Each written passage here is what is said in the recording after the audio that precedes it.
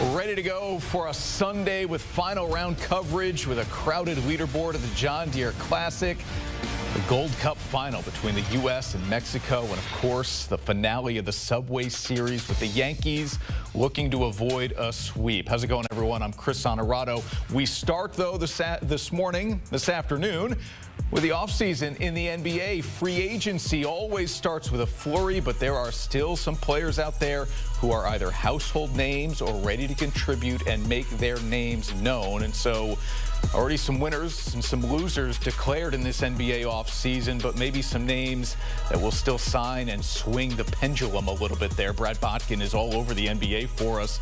Let's bring him in now. All right, Brad, most of the free agents ranked in the top 10 at the start of the offseason are off the market, but as we said, still some guys left out there looking for new deals.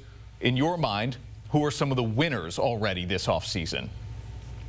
Oh, well, you got to point directly to the Rockets. First of all, they get Kevin Durant for, a minimal, really kind of risk assessment here. Like, they give up Jalen Green. They weren't really sure they were rocking with that contract that they gave him, although that could end up being a steal if he plays well for Phoenix. And then they get off Dillon Brooks, but they bring in Kevin Durant, Clint Capella, and they give themselves a lot of center depth. I think the Rockets are actually setting themselves up for another trade midseason because they're armed with 3 centers. They've got matching salary. They've still got young players that they could deal. So they could do even more. But even if they stay as is, they keep their elite defense. They keep Amen Thompson, Tari Eason, Fred VanVleet, keep all of that in place and add Kevin Durant to an offense that really was the only hole there. The Hawks, I would go to next. The Hawks have had a phenomenal offseason. They had Kristaps Porzingis, really one of the big free agent prizes in Nickeil Alexander-Walker, who I expected to go to Detroit, had been heavily rumored there. He's one of the prizes. Now, that says a little bit about how thin this class was. We're certainly not talking about a superstar, but in terms of outfitting Trae Young with an optimal defensive lineup around him, they can put out a lineup now with Okongwu at center, Nickeil Alexander-Walker, last year's #1 overall pick, Zachary Risache, the Defensive Player of the Year runner-up, Dyson Daniels. They have now outfitted Trae Young. If he can't do it with this surrounding, with this kind of perimeter insulation, with this kind of backline protection with Okongwu and Porzingis at the rim, then we might have to start questioning not just Trae Young, but this total archetype of player, of a point guard who's a brilliant offensive player, brilliant creator, but is so limited defensively that even insulated as the Hawks have done, it's too much of a detriment. So really a good case study happening in Atlanta this year. I would go through Denver, phenomenal. Added to their bench, makes an unbelievable trade for Michael Porter Jr. This is a guy that they really, I think, kind of quietly been trying to get off for a while now, but just had too big of a contract. In today's apron world, it's too punitive to have your third best player making over $200 million not actually be a star. You can't outfit the roster with enough depth.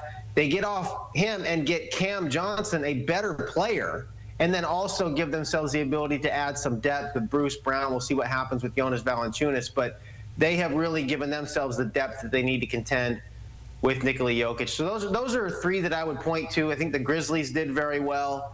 But a lot of teams, those 3-4 teams have had really, really good off seasons. Brad, let me ask you a question quickly here on Houston, the trade of Cam Whitmore to the Wizards on Saturday. What do you make of that move? Just simply not enough minutes and shots to go around for a young, talented guy. You're exactly right there. I thought they might, put Whitmore in a little bit of a bigger package. But again, I do think Houston is kind of angling for another move down the line with this center depth. And so you put those second-round picks into another package. But you're right, just not enough minutes. I mean, last year's #3 overall pick, Reed Shepherd, couldn't even crack the lineup. So maybe without Green, they get him a few more minutes this year. But, it's very tough to develop. We're seeing a case play out right now in Golden State where you've got a team that's been ready to win and has been in compete for a championship mode for a while. And albeit their guys have gotten a little bit more time than Whitmore and Shepherd did last year, relatively speaking, we're seeing a guy in Jonathan Kuminga who might be an all-star, and nobody knows what he's worth because he has just not been able to tap into a role that's been able to show exactly how good he's been. for a team that is prioritizing winning now. And now that Houston is prioritizing the same thing, it's just a situation where you're right, Cam Whitmore, really talented scorer, great athlete, in a Wizards situation where he's not going to be bound by the restrictions that come with a team that's trying to win and is going to sit him down for every mistake that he makes and is going to let him go through that learning curve. Could be a very good move for him individually as well. All right, if we have winners on July 6th, we've got to have some losers. What teams make your list in that category? Oh, man, this is a big fat Bucks blinking sign. I mean, this is we're let's just roll one topic right into the next. The Bucks, the Lakers. Let's start with the Lakers. Okay, the Lakers have not done well this offseason. They lose Dorian Finney-Smith.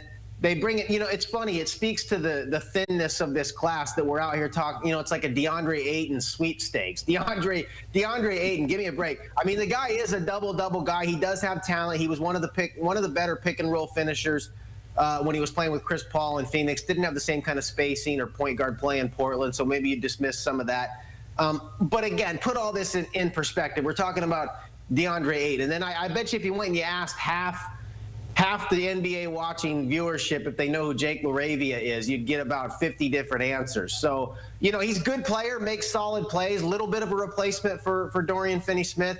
But the Lakers are making a clear statement here that they're planning for 2026 and 27, which we can get into. I would poke some holes in that plan. But in terms of through the prism of this season, I don't think the Lakers have done that well. To add DeAndre Ayton, yeah, you filled your center position, I guess, a little bit. So nothing to write home about. But the Bucks, I mean, where do we start with Milwaukee? They stretch. There's never been anything like this in NBA history. Nobody has ever waived and stretched a contract of this magnitude. Damian Lillard, $113 million over the next 5 years.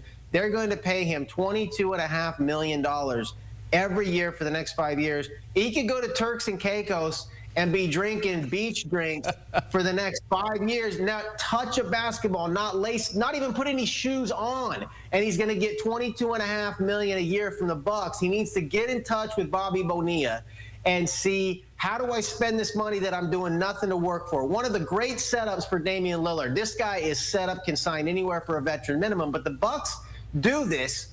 They have done a series of increasingly desperate moves, and you got to give them some credit for trying to do that, to outfit Giannis and keep him in a small market. They make the trade for Drew Holiday. It costs them dearly, but it has a payback. They win the title. Then they get a little bit more desperate when the Giannis rumblings start. He might leave again. We don't have a lot of options. We spent all of our draft picks on Drew. Let's go get Damian Lillard. Now, that was a little bit desperate, but it's still Damian Lillard. You take your shot. It ended up not working. They dismissed too much defense getting rid of Holiday. They brought in an offense that didn't exactly click between Lillard and Giannis. So then they get a little bit more desperate and, man, we better fire our coach and let's bring in Doc Rivers. Now, that's when it started getting really dire, when you think Doc Rivers is just going to flip around a team with the same roster. And now they have just gone full-on delusional, paying Damian Lillard $113 million over the next 5 years. We have been talking on this segment about the punitive aspect of the new aprons in the CBA. They're now working from a $22.5 million hole every year before they even start on their cap sheet, to say nothing of all the draft picks that they've gotten rid of. They have no young talent that anybody wants, all for Miles Turner, which, no disrespect to Miles Turner, he was a #1 guy on my free agency list. But again, that speaks to the thinness of the class. Miles Turner is a little bit better than Brook Lopez. All right, this is a guy that's been on the trade block for a half decade in Indiana. I know we all have recency bias. We just watched his Pacers make a great run to Game 7 of the NBA Finals, and he played well, played big minutes, didn't shoot all that well. He wasn't overwhelming, but clearly a playoff rotational player, starting center, fine. But if you're going to stretch Damian Lillard $113 million and put yourself behind that kind of 8-ball from an apron perspective for the next half decade, you better be getting Jokic.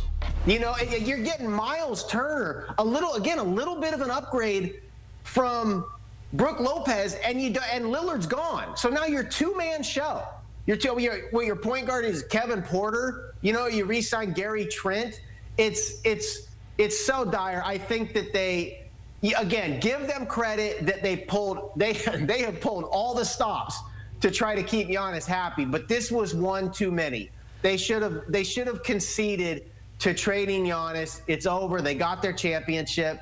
Let's go get a huge package for him and set up our next era. They went one step too far here, and they're going to be feeling the ramifications of this step for the next half decade plus. Okay, so my next question was going to be, what do the Bucks need to do to keep Giannis? But Brad, it sounds like maybe it's a franchise that should be. I've always said I don't want to be the GM who trades away a generational talent. But for the betterment of a franchise, maybe you need to take that risk. Is that what you're saying here? They're like, look, Milwaukee's better off not just trying to keep Giannis happy, but trying to find a way to win after him, without him. Yeah, anybody who plays the stock market or the NBA market is really the same. Like, you need to be ahead of things. You have to. If you keep pressing your bet on the craps table, like, eventually somebody's crapping out. So you've got to know when to, and it's hard to judge when's the right time. When are you ahead of it? But yeah, I think the Bucks should have seen that they won their pot with the championship, and they were pressing their bet a little too far, and they should have got out of the game and cashed in a lot of chips for Giannis Antetokounmpo. Now, having said that, the fact that they didn't, and they already took this step, now it's like, well, hell, we're already drowning. We may as well kind of keep, throwing some more water on us. And so I think now that you're in, you're already, whether you give up Giannis now or not, and I still don't think it would be the worst move. I still would probably say, man, look to trade Giannis. But think about the optics of this. When they go into this hole for Damian Lillard, they do all this for Miles Turner, all under the flag of keeping Giannis happy. And then they have to trade Giannis anyway. Well, then, hell, give me back the Lillard money. Let me use him as an asset, get even more for him in a trade. Now they can't even trade him. So I do think there's a possibility that now that they are this deep in, that they go even further. Like, to hell with it. And let's go get Anthony Simons from Boston, who might be in the mode of trying to trim salary. We know they're in a gap year. Anthony Simons can somewhat replicate Damian Lillard. And now, at least on paper, you can say you might have a top 4 seed in the Eastern Conference. At least, maybe then the Miles Turner, if we add more to it, can at least plausibly make an impact. I mean, right now you're still like a 6 seed in the JV conference. So I think that actually, now that they've gone this far in, it's like, what's the difference? And I'm kind of watching the Anthony Simons situation. There have been rumors that Boston would be willing to reflip him. They're trying to trim salary. They're kind of conceding to their own gap year. And, look, it's the Eastern Conference. The Bucks might be able to convince themselves. Maybe more importantly, Giannis can convince himself and say, I want to stay with Simons and Turner and Giannis. They just watched the Pacers do it with an offense-first point guard and center rim protection in Turner, and you've got Giannis. So I think there's a chance they go even further. I wouldn't do it. I think they should have cashed in their bet a long time ago, but they didn't. And now that they're in this deep of water, I think there's a chance that they actually go further. Brad Botkin always brings it here on HQ. Thank you, man. There is no off-season when it comes to the NBA either. We say it about the NFL all the time, but boy, with the activity and the storylines in the NBA, it can be early July, and we are still all over it. Of course, the Triple Threat podcast on YouTube and CBS Sports Network. Use that QR code on your screen as well to follow along.